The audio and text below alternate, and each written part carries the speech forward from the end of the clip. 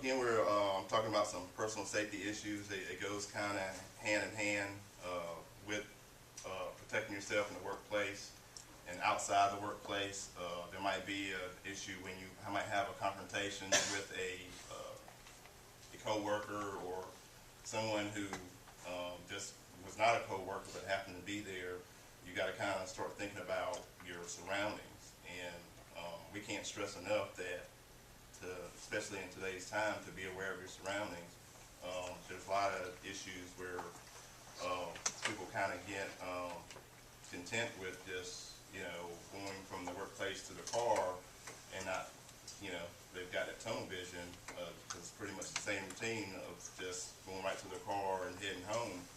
But, you got to kind of think outside the box when you got people who have a intent to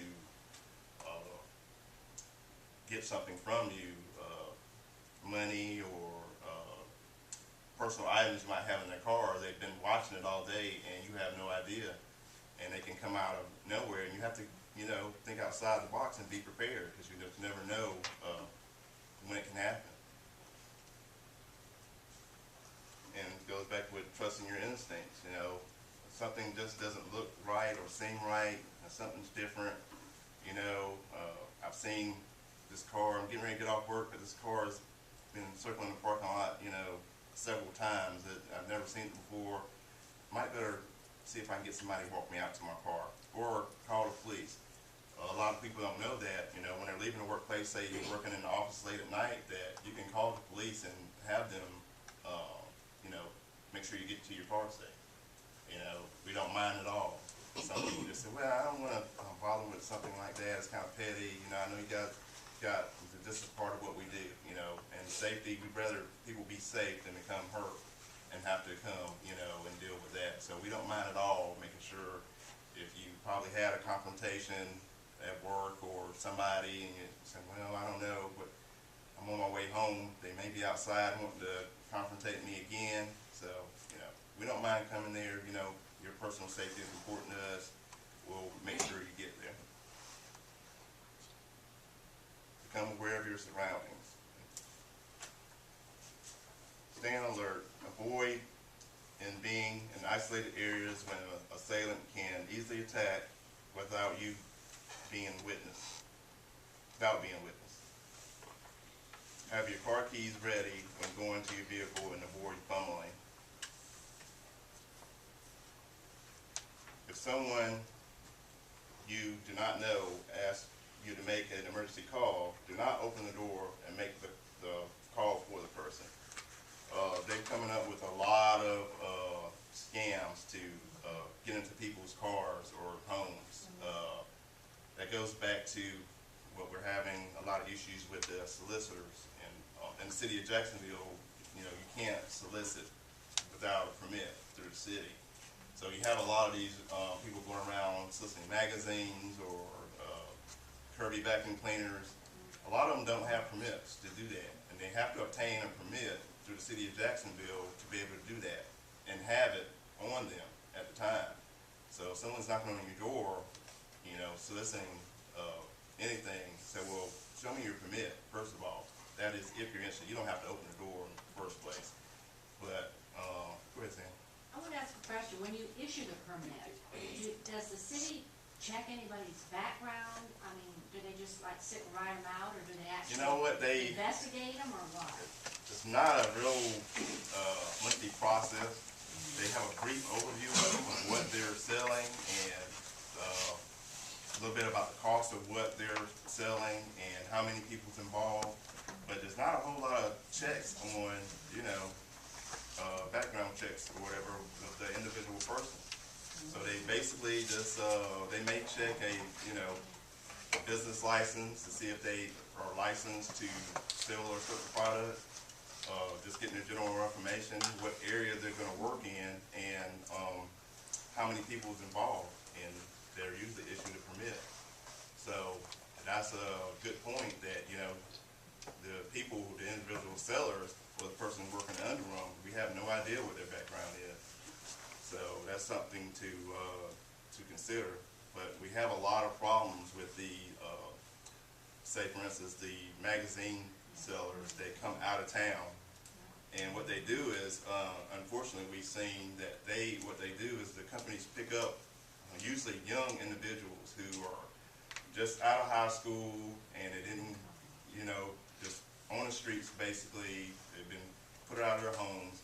They give them an opportunity, say, well, we can make some money, come join our company, and they will load the van up for 12 to 14 people and bring them to a state that they have no idea where they're at, and just drop them off and say, hey, I'll be back and pick you up in about 3 hours. You better not come back unless you sold this many magazines. That's what they tell them. And the only thing they're really offered is a hotel, which is, they're usually cram-packed in one hotel room, and food, and maybe an opportunity to get some money, depending on how many magazines they sell. And these people coming out of town, they don't even bother with going downtown to get a permit. And that's what we run into a lot of here in the city.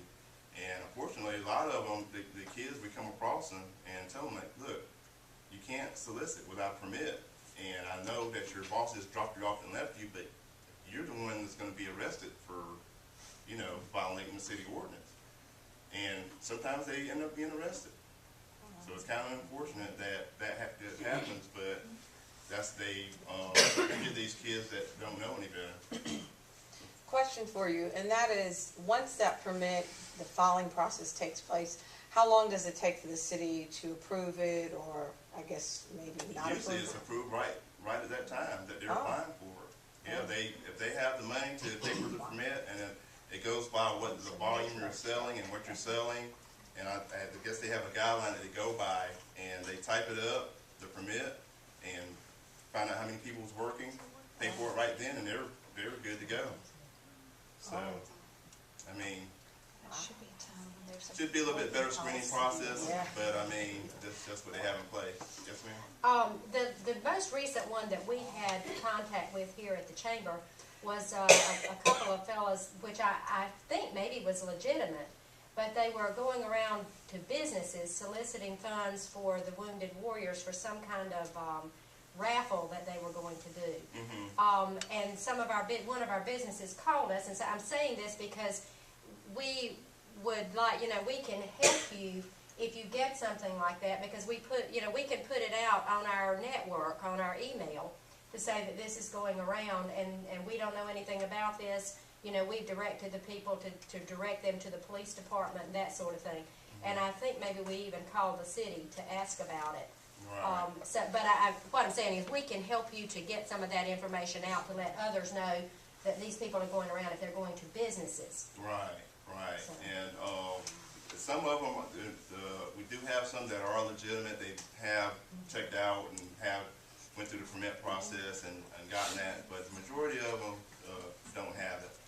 And another one, a big one issue that we're having is the Chinese restaurants that come and put the flyers in doors. Again, you have to have a permit that's called a handbill permit, and they also have to have that too through the city to be able to put those in the doors. They don't have them, and not any of them. I've already checked, and there's none of the Chinese restaurants that have that permit to be able to put those flyers in people's doors. So if you see them in your neighborhood, dropping them off, call us, because I guarantee you that they're very aggressive. And we've had a lot of incidents where they've become confrontational with pushing people's doors open and forcing to get the flyer in. So they're very aggressive, and they usually know that people are going to call us, and they leave the area before we can get there. But if you see them in your neighborhood, give us a call, because they're not supposed to be there. One more thing about that, I believe what the city told us, though, was that if they are a for-profit business, they have to have the permit. But if they are a non-profit business, I don't believe they have to have a permit. Right. But we still like them to give us a call, a courtesy call, if they're going to be out in that particular area, so we can, because we're going to get the calls that they're out there. So they encourage them to at least let the city know that where they're going to be at and what they're doing, so we can kind of work with it that way.